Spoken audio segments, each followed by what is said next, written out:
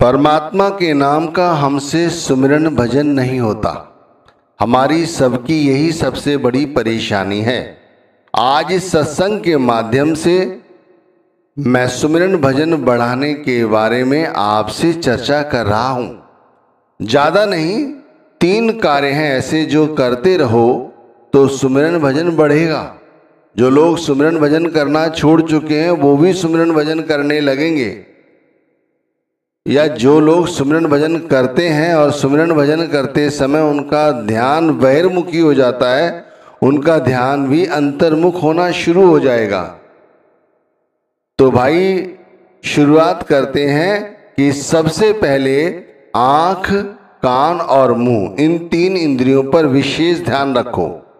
हमारा आँख जो है वो बाहर की ओर खुलती है, हमारा कान बाहर की ओर खुलता है, मुंह भी बाहर की ओर खुलता है।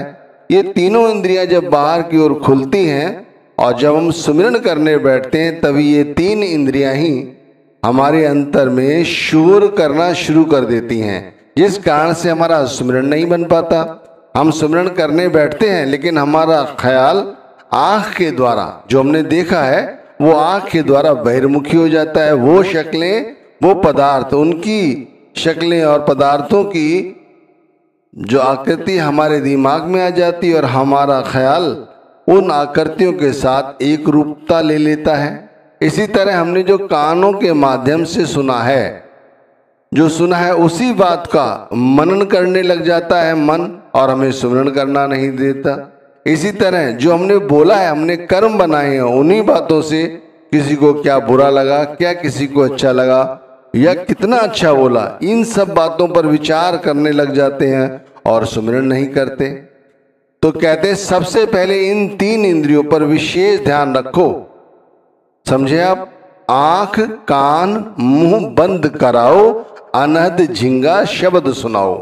कहा जाता है कि यदि हम इन 3 इंद्रियों पर विशेष ध्यान रखें तो हम अपने अंतर में जब हम सुमिरन करने बैठते हैं तब उतर सकते हैं, और अंतर में उतरकर हम एक ऐसी स्थान पर पहुंच जाते हैं यदि हमारा ध्यान शब्द के साथ, सुमिरन के साथ जुड़ जाता है।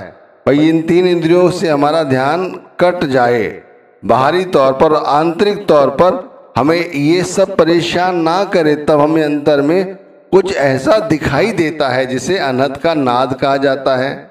झिंगा शब्द सुनाओ, ये अपने आप हमें शब्द सुनाई देता है, ये शब्द का प्रकाश हमें अपने आप दिखाई देता है। तो इसके लिए करना क्या होता है? हमें इन 3 चीज़ों पर विशेष ध्यान देना है। इन 3 चीज़ों पर हमें अंकुश लगा के रखना है जिससे कि हम सुमिरन करें। तो भाई इन जो बाहरी ख्याल है वो हमारे अंतर में ना आए। तो इसका मतलब ये नहीं कि आंखों पर पट्टी बांध लो, कानों में रुई ठूस लो, मुंह पर टेप लगा लो, ऐसा नहीं है। भाई अगर वातावरण में कुछ है और हम वहाँ खड़े हैं तो जो कुछ हो रहा है वो हम देखेंगे। यदि आवाज़ है वहाँ हो रही है तो हमारे कानों की व्यवस्था है कि भाई वो सुनेंगे, लेकिन क्या सुने क्या ना देखें, क्या बोले ना बोले, हमारे हाथ में है। जो गुरु का प्यारा है, सुमिरन भजन करता है, गुरु के भाड़े में रहता है, वो सिर्फ उतना ही देखता है जितनी उसे ज़रूरत है, उतना ही बोलता है जितनी उसे ज़रूरत है, वही ग्रहण करता है आँखों से, कानों से, जिसकी उसे ज़रूरत है, वरना उसे नहीं लेता। तो सबसे पहले इन 3 चीज़ों पर अंकुश लगाओ। फिर दूसरी शब्द में अगर आगे बढ़ते हैं तो फिर 3 चीज़ों पर ध्यान रखो। नंबर 1, मन को नाम जपने में लगाओ, मन को नाम जपने में लगाओ। फिर दूसरा, गुरु के स्वरूप का ध्यान करो, और तीसरी कि अपनी सोच को गुरु के सत्संग में लगाओ। अब ये बात भी अच्छी है कि हमारा मन जो है वो नाम जपने में नहीं लगता, अन्य कामों में लग जाता है। तो सबसे पहले क्या करो कि मन को, गुरु जो ने हमें नाम दिया है उस नाम को जपने में लगाओ। और नाम जपने वक्त यदि मन हमारा दुनिया की ओर भागे तो उस मन को गुरु के स्वरूप के साथ जोड़ो। इसीलिए कहा कि नाम जपो, नाम जपते हुए गुरु के स्वरूप के साथ अपने ध्यान को जोड़ो। और यदि फिर भी नहीं मानता है तो जो सत्संगों में हमें समझाया जाता है, उस और अपनी सोच को आगे ले जाओ। कहते हैं ना, गुरु का निरख आंख और माथा, सत का नूर रहे जिस साथा। जब व्यक्ति गुरु के दिए गए नाम को जपता है, गुरु के स्वरूप का ध्यान करता है, तब फिर वो गुरु के सत्य स्वरूपी नूर को देख लेता है या देखता रहता है। ये सत्य नूर जो है वो सतगुरु का स्वरूप है, इसे स्वरूप भी कह सकते हैं। तो इसीलिए कहते हैं कि दूसरी बात जो हमने समझाई वो भी तीन तरह ही समझाई है कि मन को नाम जपने में लगाओ, गुरु के स्वरूप का ध्यान करने में मन को लगाओ, और तीसरी बात अपनी सोच को, अपने मन को गुरु का सत्संग जो सुना है उसमें जो गुरु ने समझाया है उनके साथ अपने ख्याल को जोड़ो। ये भी तीन कार्य हुए। अब कहते हैं कि भाई हमारा मन जो है वो नाम नहीं जपता, तो भाई मन को नाम जपने की आदत डालो। जब गुरु के स्वरूप को देखोगे तो गुरु से प्रेम बढ़ेगा, गुरु से प्रेम बढ़ेगा तो भाई जो गुरु ने समझाया है सत्संग के माध्यम से वो समझो। फिर तीसरा नंबर यदि मैं बात करता हूं तो तीसरे नंबर पे भी तीन ही बात ध्यान रखो। जैसे मैंने कहा ना, तीन काम करने से मन सुमिरन भजन करने लगेगा। तीन बात। तो पहली बात मैंने समझाई कि आंख, कान और मुंह, इन पर अंकुश लगाओ। दूसरे में मैंने समझाया कि मन को नाम के जाप में लगाओ और गुरु के स्वरूप को देखो, और फिर ध्यान करते करते फिर तीसरे आगे बढ़ो, अपनी सोच को गुरु के सत्संग के साथ जोड़ो। और तीसरी बात मैं समझाना चाह रहा हूं कि गुरु पर विश्वास रखो। दुनिया के लोगों पर विश्वास बहुत रखते हैं लेकिन गुरु पर विश्वास नहीं रखते। लेकिन जो गुरु पर विश्वास रखते हैं उनका विश्वास कभी भी नहीं टूटेगा। ध्यान रखना, दुनियादारी पर आप चाहे कितना विश्वास रख लो, पहला बात कि गुरु पर विश्वास रखो और फिर गुरु नाम पर विश्वास रखो। जो गुरु सामने बैठा ये मेरा सबसे सच्चा पिता है, पहली बात। फिर दूसरी बात, जो गुरु ने नाम दिया है ये नाम से बड़ा कुछ है ही नहीं, ये समझो। इस नाम के साथ यदि मैं जुड़ा रहा तो सब कुछ हो जाएगा, सब कुछ, लेकिन मेरा कुछ अहित नहीं कर सकता। तीसरी बात कि नाम को दुनिया का सबसे बड़ा अमूल्य धन समझो, सबसे बड़ा। ये तीन बातें फिर तरह से समझा रहे हैं कि अपने ख्याल को, अपने आप को, अपने अंदर में ये बात गांठ पल्ले बांध लो कि गुरु पर पूरा विश्वास रखना है। फिर गुरु ने जो नाम दिया है उस नाम पर विश्वास रखना है, और गुरु नाम दुनिया में सबसे महत्वपूर्ण हमारे लिए ये ध्यान रखना है। जो ऐसा करता है वो सब जीत जाता है। बिन देखे बिन दरस परस बिन नाम लिए, क्या होई धन के कहे धनी जो होई, निर्धन रहे न कोई। भाई कबीर साहब कहते हैं कि भाई बिना देखे, बिना गुरु के दरस किए हुए, दर्शन किए हुए या बगैर नाम लिए कोई यदि धन धन कहता रहे तो क्या वो धनी हो जाएगा? भाई वो तो निर्धन है और निर्धन ही रहेगा जब तक मालिक के साथ ना जुड़ा जाए। तब तक सिर्फ खाली नाम लेने का क्या फायदा? यदि केवल धन धन पुकारने से हम धनी बन जाते तो सारा संसार निर्धन क्यों रहता? हम सभी के साथ परेशानी यही है कि हम लोग नाम का सुमिरन भजन कहते तो रहते हैं लेकिन करते नहीं हैं। इसीलिए कहते हैं कि गुरु पर विश्वास रखो, गुरु नाम पर विश्वास रखो। गुरु नाम का दुनिया में सबसे अमूल्य धन है, ये बात गांठ पल्ले बांध लो।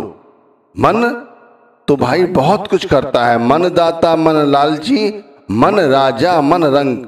जो यह मन गुर से मिले तो गुर मिले निसंग। ये ध्यान रखिए, हमारा मन क्या है। एक कवि ये बहुत बड़ा दाता बन जाता है, बड़ी बड़ी बातें करता है, फिर कभी लालची हो जाता है। देखा लालच के कारण कितने उपद्रव कर देता है। कभी राजा बन जाता है, कभी भिखारी बन जाता है। लेकिन एक बार यदि सच्चे गुरु का पल्ला मिल जाए इसको तो गुर मिले निसंग, तब भाई कुछ काम बनता है।